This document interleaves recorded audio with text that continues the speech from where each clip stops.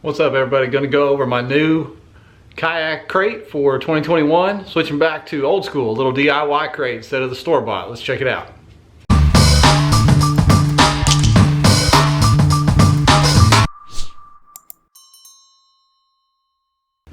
So just like you guys, I've had about every milk crate there is. Started out kayak fishing about 10 years ago. Started with a little, looked like a Walmart file crate that I just strapped some PVC tubes on to make a crate.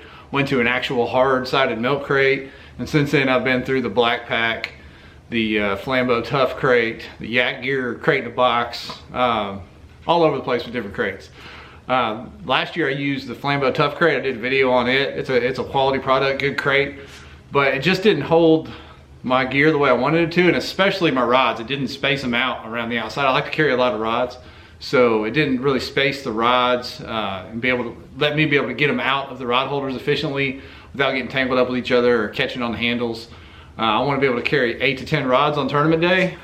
That's a lot more than some people carry, but that's what I like to carry. So I decided to go back to the drawing board, go back to a DIY crate and try to make something that fit my needs a little bit better. And I think I accomplished it, so I'm gonna walk you guys through what I did.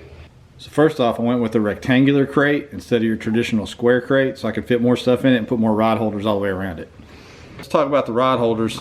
I just took some rod holders that I had laying around, some unused holders that came with my Engel cooler that I didn't put on the cooler. I just used the cooler. Grabbed some size 10 machine screws that came with the nuts, and drilled some holes in that crate, bolted those rod holders right on there. Jumped on the internet and grabbed a 4-pack of just plain white rod holders, and the same thing, just some number 10 bolts, and drilled a few holes and bolted those right on the inside there. You can see that right there on the inside. Real simple deal. And spaced them out evenly around the outside of this crate so that I could carry 8 rods on this crate, some more Engel holders on the back side that came with those 4. Spread those out and carry them easily without getting tangled up with each other, and still be able to carry a lot of rods. On the other side, old school buoy marker. A lot of you guys are familiar with this. Before GPS, the only way you could locate a brush pile was with, go over with a 2D sonar and drop a buoy marker on the outside of it. I decided to put this little crate that I found at a yard sale for $5 on the side here, or this little holder on the side of my crate that I got at a yard sale for $5, and carry these with me still. I carry them with me anyway, but this will make it easy to store them, because especially if you're in a pedal kayak, even if you can put your GPS and triangulate position, it's easy to drift off or get blown off your spot if you don't have a visual cue. So I'm gonna keep these handy for when offshore fishing kicks back in the summer.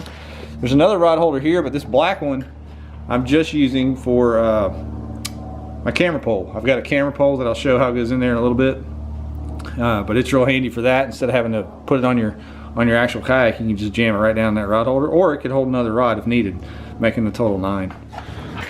So running down both sides, I just took a piece. These are actually rod leashes. These are actually rod leashes that I had laying around that I wasn't using. So I just cut the ends off. Tied a little knot onto a washer there. Drilled a hole, did the same thing on the other side, did it on both sides here. This is just a little pin that holds fabric we had laying around. So I grabbed that out of the toolbox.